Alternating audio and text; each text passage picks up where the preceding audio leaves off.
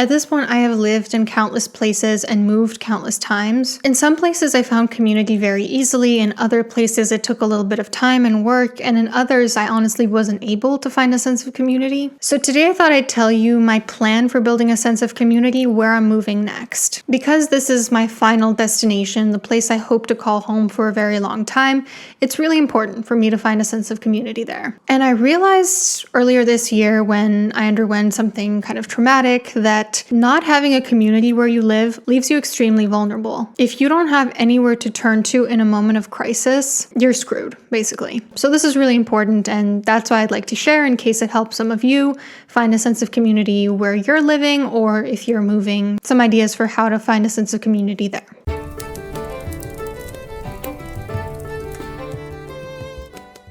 So the first thing that I'm doing is I'm committing to speaking the local language fluently. If you're moving someplace where they speak a different language, if possible, try to start learning it ahead of time. Even just using an app on your phone can make a huge difference. But once you get there, do a full immersion, which means like no more English or no more of whatever your native language is, except of course like at home with your family. So like when you go to the supermarket or when you show up at the airport, no trying to talk to them in English. Truly try to just speak to them in their language.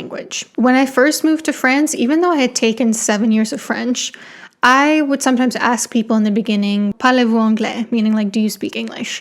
I wasn't comfortable with my accent. I felt like it wasn't like completely up to par, my skill level. But I got the answer no so many times that eventually I was like, this is pointless. Like when I ask people that, all they see is like, wow, annoying American that just wants to speak English. And also earlier this year when I experienced something traumatic, that's sort of where I let go of my self-consciousness. And I just started speaking French because despite hating my accent, despite not speaking well, despite some misunderstandings, it was very important for me in that moment to be able to speak with the locals. And after that, after speaking the local language in a moment of crisis, I didn't really see the point in so I just tried to speak it. Now, if I had been staying in France, I would have invested more in speaking better French. But in the next place where I'm going, I am investing in really learning to speak the local language very fluently. So once you get there, do full immersion. If possible, take an in-person class. That's also a really important way to meet other immigrants or other expats,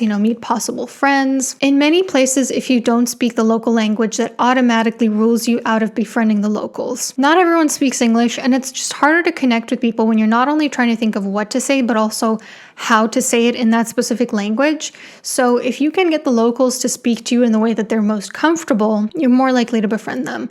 And also in some places, you can't get citizenship if you don't speak the local language. And also I think it's partly showing respect to that culture that you're coming there to and saying yeah, I do want to respect your local language. I do want to show appreciation for it. Number 2, I plan on befriending everyone that I interact with on a day-to-day basis. The cashier at the supermarket where I go, my doctor, my child's pediatrician, teachers, my building's repairman, my local pharmacist, all of the people that I'll be interacting with on a day-to-day basis. I intend to ask them, what's their name? How's their day going? If an actual conversation starts to get going, maybe I'll ask them oh, how's your family doing? How's your cat doing? Also share things about myself, where I'm from, how long I've been living here, who I moved with, what I'm up to later that day. I'm not saying friends as in you're actually going to be hanging out with your pharmacist, but friends as in you're warm, you're friendly, and therefore if you need something in a moment of crisis, this person is much more likely to help you. My grandma is friends with her local pharmacist, the woman who runs the pharmacy that's a block away from her. And that's super helpful because, for example, when my grandma doesn't have a prescription for something like an antibiotic, obviously it can be hard to find a doctor, get a prescription for an antibiotic, show up at the pharmacy with it. That takes often longer than you have when something like an infection comes up. And sometimes people are willing to skirt around the rules for you if you've been really friendly to them before. Number 3, I'm going to be befriending people who live in proximity to me. My neighbors, the parents at my child's school, people who live in the neighborhood. Proximity is one of the greatest enhancers of friendship. We tend to like people we see more often, and we tend to see people who are in proximity to us more often. Therefore, we tend to like people who live close to us more. It's also way more convenient to have friends who live around you. You don't have to go all the way across town. You would rather stay close to home in most cases, so you're more likely to make friends that way. It also comes in handy, like if you and a neighbor are alternating babysitting for each other so that you or them can go have a date night once a week. And again, in times of emergency, people who live close to you are people who can actually help. Number 4, I'm going to be trying to create individual friendships and then branch out as a result of that. That's how friendship really goes. You find one person and they have a network of social connections that maybe they'll want to introduce you to, like invite you to their birthday party or a dinner or something. And maybe out of those 20 connections, you find a couple other connections that you really relate to. Don't force friendships if you feel like you really don't have much in common with that person, but be open to the possibility that even if you don't super connect with this person, if you're just friendly with them and maybe not super close friends, maybe they could introduce you to someone who does become a really close friend. And number 5, I'm going to be throwing myself into things I love doing. If you love to play soccer, you can maybe join an amateur soccer team, and then maybe you go out for drinks afterwards with the team members and friendships form. You're more likely to find friends in places where you have things in common or things to talk about. Some people you meet and you're fine,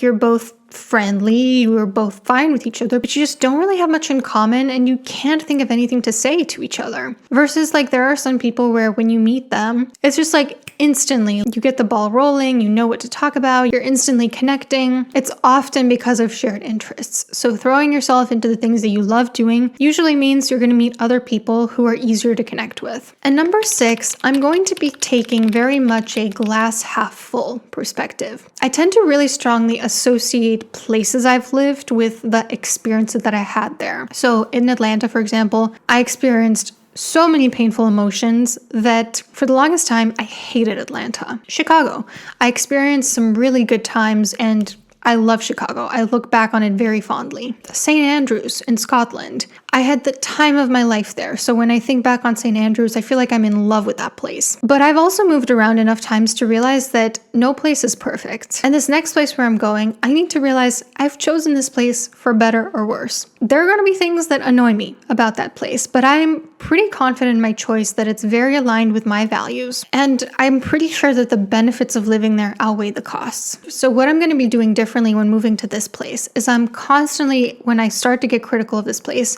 going to reframe it in terms of the glass being half full. I'm constantly going to think about the silver lining of living there, even when things come up that I don't love about that place. I think that's important because otherwise you're just going to chase place after place after place, never being happy when really you have the power to give yourself happiness. It's not any place's fault that it's not perfect. Your attitude matters a lot. Let me know what you think about this list. Let me know if you have any suggestions for how to truly build community someplace. If you're in the process of moving or have already moved to another country, I would love to hear what that experience was like for you. Take care.